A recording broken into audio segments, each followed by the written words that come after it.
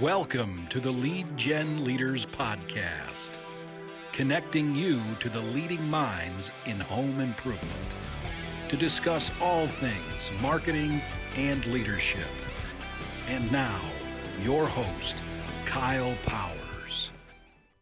Welcome to the Lead Gen Leaders Podcast. I am your host, Kyle Powers.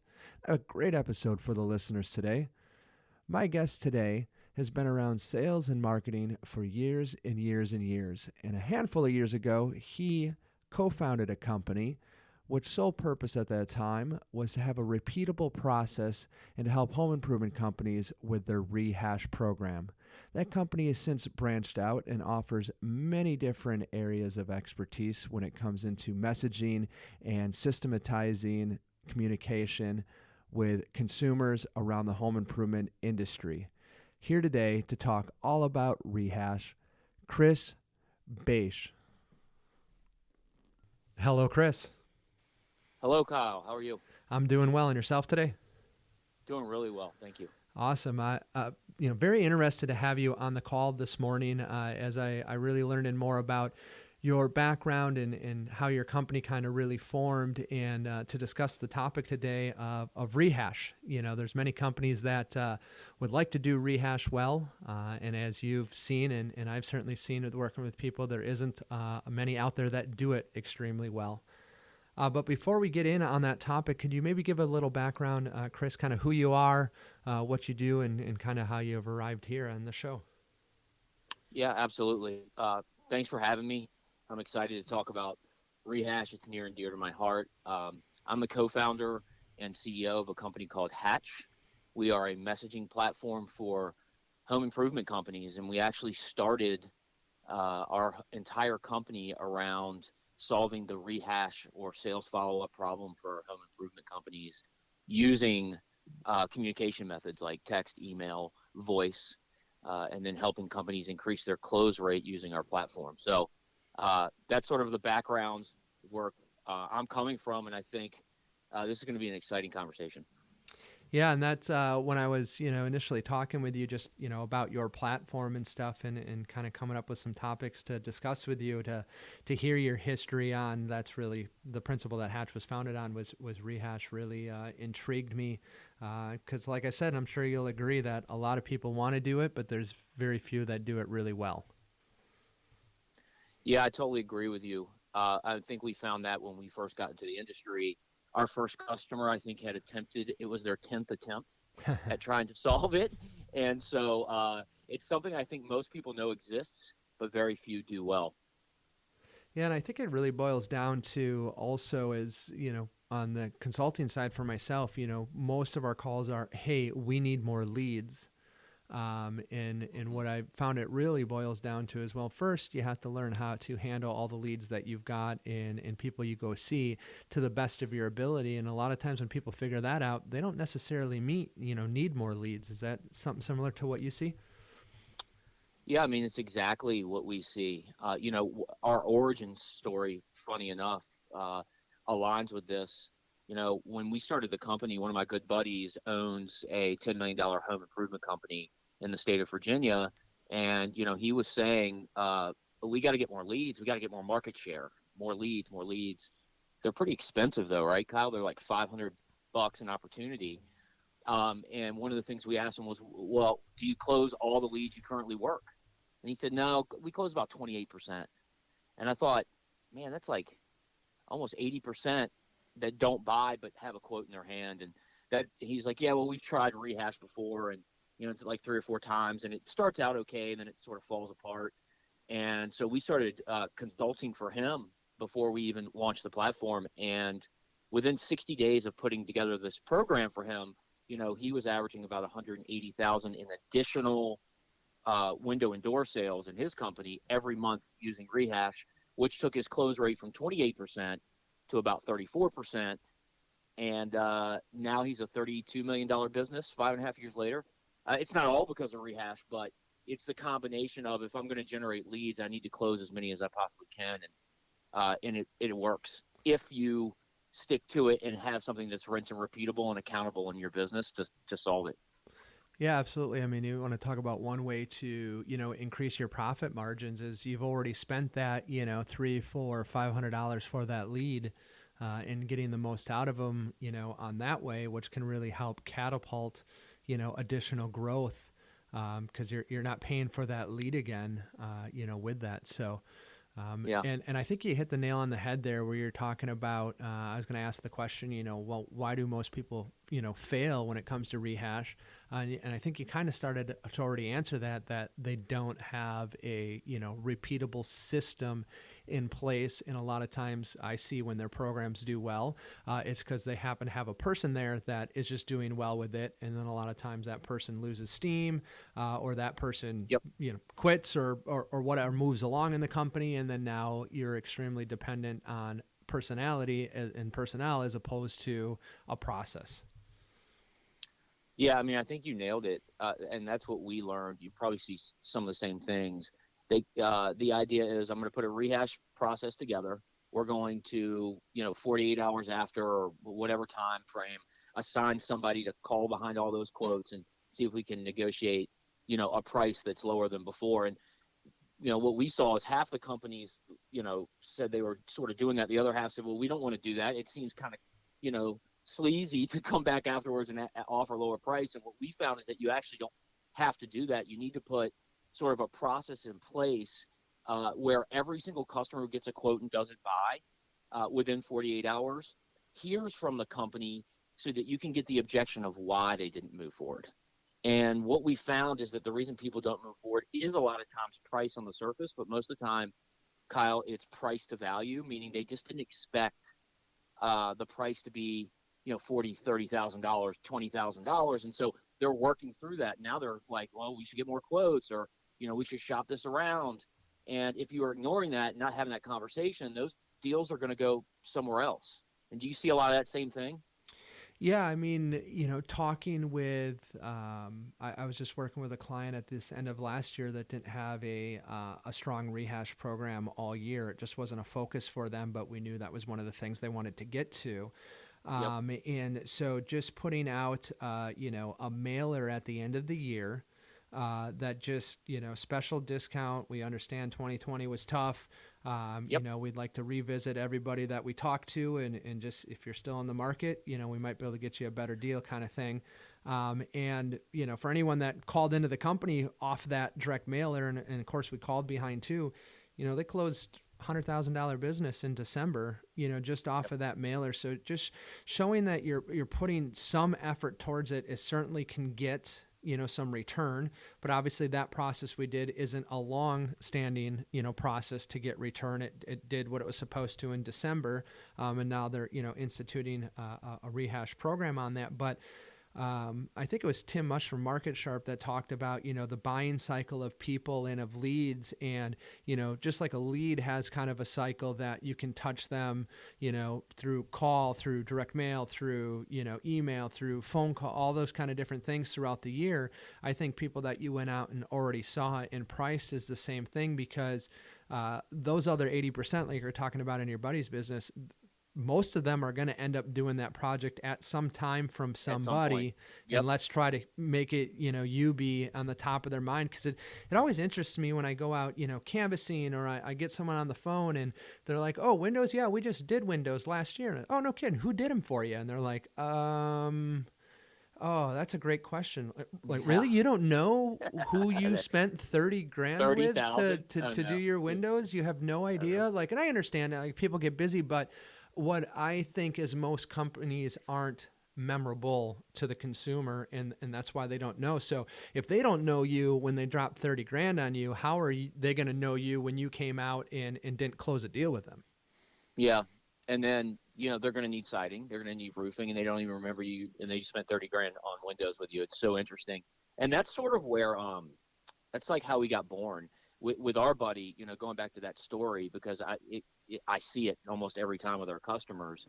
What we did is, we started in a little room by calling customers and emailing them. We got some response, but it was a low, like 5% response rate. We started to throw text messages in there, and our response rate went up to 90%. And what happened is we got some really authentic feedback too through text. I mean, I think people inherently just communicate through text in a different way. They'll tell you that the rep didn't show up on time. They'll say, "Hey, I never even got a quote. Why don't you send one to me?" Like, you'll get all the feedback that you need to do Rehash, and so that worked really well. But we ran into a similar challenge after those first 60 days. The results started to dip again, and so we thought, we need to automate some of this because we had a guy assigned to it, but when that guy gets sick or gets promoted or leaves, the program dies. So how do you really keep something like this going all the time? You need to build workflows and automation that take care of that, and then have somebody in the company who's always ready to respond to these customers. So, whether it's an email, text message conversation, sending direct mail out, it's all part of an automated cadence that's triggered off things that are happening every day in your business. And that's where, we started to see like long-term lasting results, where I think our buddy was able to, in a year, take his business from 10 to 15. And that's where we're like, wow, this is a cool platform. I think a lot of customers could use to do the same thing, Yeah, absolutely. And I think one other point that you brought up there that doesn't so much have to do with Rehash, but is the other things you find out in that process of connecting with your consumers again. I mean, just following up behind on, that visit, a lot of times you find out the things that, sales is doing good or bad. You can find out things that marketing's doing good and bad. Just with that follow-up, without even trying to sell them anymore, a lot of times they feel that pressure of the sale is off, and they, just like you said in the text message, they get a little more honest. And I think texting is just the way that people do that now today. I mean, my wife and her friends, they rarely ever talk on the phone. It's text messaging. Text it back and forth. I know. It's hilarious. And to be honest with you, we've got probably half of our customers now, if not more, that use us for more than Rehash. And you know what they do? They stay in touch with their customers with a two-way text conversation 6 months after. How the windows? And the sales rep doesn't have to remember to do that. They just automate it in their workflow. And it makes it so that when you ask them, hey, where'd you get your windows from? They know it was Bob at Bob's Builders, because you're staying in top of mind. Yep. And so the next time they're ready to do something on their home, guess what? They text you. It's pretty cool. Yeah, absolutely. And so if a company, let's say one of the listeners is listening to this podcast when it releases, and they're thinking either our Rehash program is certainly not producing like I think it could, or we don't have a Rehash program and we're thinking about it. What's maybe the first steps they should be looking at to even, start moving in that direction? It's so interesting. What we find, here's what I'll say. I'll give you best practices of what we learned over the last 5 years, and hopefully your listeners can get some benefit off of it. I think step one is looking at your close rate overall, meaning if you went on 10 appointments today and you closed 2.5, you've got a 25% close rate. You'd be surprised how many folks that we work with that don't quite know that. But you got to know where you are to see where you want to go. And people that start the Rehash strategy is say, hey, we have a 25% close rate or 30% close rate today. We'd like to get to 35. And what does that 5 points mean? In most businesses, that's a couple, at least 10, 20, 30, 40, $50,000 a month in additional business. So now you have a goal. We see the best companies sort of set that up. And now based on the goal and what you think you can drive monetarily, you can sort of think about setting up a program. Is that a person assigned to it? Do you want your sales reps to handle that and hold them accountable? And once you figure out, well, hey, what's worth $50,000 in additional business, you can set up a process. And then after that's done, we see the most successful companies sort of build a playbook. And the playbook just says, we're going to draw a line in the sand.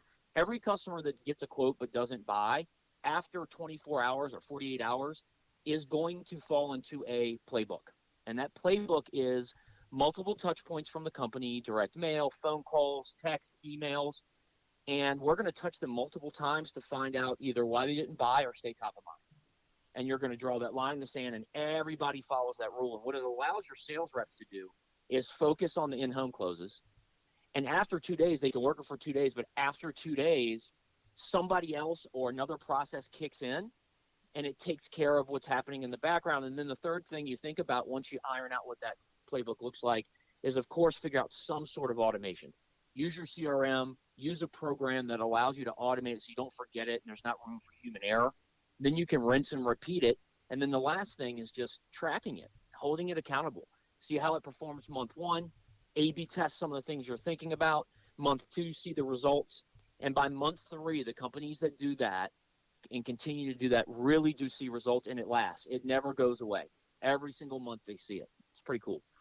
Right, absolutely. And I just find it interesting that everything, in this industry and really in business in general really boils down to that framework that you just gave. I know I wrote a blog article for industry kind of publication. And, that's exactly what I talked about, just marketing there, that it's like, okay, find out where you're at, figure out where you want to get to, create the processes around that. And then, and correct me if I'm wrong, but where most companies get it wrong is that last statement you said about holding people accountable to the metrics that we have set up. And usually when I see companies struggling, somewhere in that process, they're not getting right. Either they didn't plan right to begin with. They didn't have, goals set because they didn't know their numbers. And it still amazes me till the day that with the technology that we have, that there is so many companies that they don't know their numbers. They don't know their closing rate. They don't know their average sale. They don't know their cost per lead, and those kind of things. And it's like, well, how do you know if you're getting better at anything? And I think Rehash is just like any other marketing source. You can assign a budget to it. How do you know how to motivate and pay for, a person that is managing that program, or it might be the person that calls behind, or the salesperson or the sales manager, or in smaller companies, sometimes it's the owner that goes out and does the Rehash. How do you know how to compensate them? All that kind of stuff boils out of, figuring out where you're at, figuring out where you need to get, and how much, money in between you got to play with to make that happen. Yeah, I think you nailed it. There's, I am noticing a shift, though, in home improvement where they're starting to look at it a little bit like more sophisticated businesses. Software companies forever have had win-back programs, right? Like automobile dealerships have done this for a while, but you got to know your numbers so you know where you're going, because it doesn't make sense to invest $3,000 a month into a program if your goal isn't to get to $30,000 a month in return. And I get that, and that's why I think most folks end up saying, with the folks that say it doesn't work 3 months from now aren't invested in the accountability piece at the end, in terms of making sure that they hold their process accountable 48 hours after every quote. What they end up doing is say, well, some sales guys can go ahead and keep it, and this other guy, he can do his thing, and you don't commit to something that's rinse and repeatable, and then you're not looking into the conversations that are happening from the people that are the customers who are telling you the reason they aren't moving forward. And it's one of the things we concentrate in our platform with our reporting is, if we send out 100 text messages in a day to a Rehash program, we get 90 responses. We actually show you what all your customers say, so you can look and see and hold accountable. Didn't get a quote, never got an email, no one ever sent me any pricing. They were one and done, said they'd send it over and never got it. And that's, if you look at it and you hold it accountable, you will see a return on it. Yeah, and I would say, whether you're a small company or a big company, especially the smaller company that may not have, any additional budget, just giving even at least just one call behind a couple of days, usually I've always said that sweet spot's kind of that 48 hours. You've said that a few times now, that 24 to 48, just giving a call behind, see how things went. If they have any questions, ideally we want to get the business closed when we're there. But, most good companies on average are closing, 1 out of 3, on demo. Yep. And, so that's giving essentially 66% of leads not closed. And even if you can just pick up an extra one of those or two of those, a week or month by just one call behind, which pretty much costs nothing, just a little bit of time, Yep. Can make a huge difference in a small business where big companies coming out with that repeatable process, multiple touch points, like you're talking about. What's kind of, do you maybe have a best practice or an idea when you're talking to your potential clients about, hey, if we make this many rehash, if you're closing 1 out of 3, we see our people closing 5% more, 6% more, 10% more. Do you kind of have a number on that when you got a good repeatable program at what additional business it can bring in? 5.5 points of close. So right now, if you're at 25, you can get to 30 and 30 and a quarter or 30 and a half. And it's cool because we take all of our customers' data. We don't publish it, but what we do is we have an algorithm on our website where we have a Rehash ROI calculator. You can actually put your numbers in, and we take all of that aggregated data, and you can actually sort of predict how well you can do with a Rehash program, regardless if you use Hatch. So I would even tell the really small businesses, if anything, here's a data point that we found by tracking actual conversations. 48 hours after the appointment, our customers get a 96% engagement rate. That means 9.6 out of 10 customers respond on why they didn't buy. By hour 72, that drops to below 50%, and by the 10th day, it's below 10%. So if you think about that, if you're waiting 10 days to follow up with these customers who got quoted, you might only talk to 1 out of 10. Isn't that interesting? So yeah, I love data like that for sure. Yeah, so like if anything, just call after 48 hours, right? Like just make it a thing. At the end of the day, after 48 hours, just call through those customers, and you should be able to talk to a lot of them and sort of make a difference. But yeah, it's definitely interesting, and we've got a ton of data for these larger customers. Putting a process in place really does increase your points of close by about 5.5 to 5.6 points above what you're currently doing on average. Yeah, I mean, and so for the listeners, if you're closing 1 out of 3, now closing at 35%, what is that? I mean, you can quickly do the math and figure out, what additionally that adds to your business and what you can kind of allocate to it. And that's a good number to start with, for a goal, to drive towards. I'm sure, that's an average. Some people are probably a little better, some people, a little worse, but I mean, even increasing your business 1 or 2% on leads you've already paid for can make a huge difference. So what are some things, just from talking to clients and being around, Rehash, making calls for Rehash kind of in your early days, that kind of stuff. What are some things that you see some people getting really right when it comes to Rehash, and maybe some companies that are getting some things kind of wrong? I think when it comes to Rehash, some things that I see companies do really right is it's not brain science. And the ones that understand that it takes 3 touches, meaning call, email, text, it's going to take that. And you're not always talking price, but you really want to get a customer to open up and then get a revisit. The companies that do it right really do those 3 things really, really well. They follow up with multiple touch points after the appointment.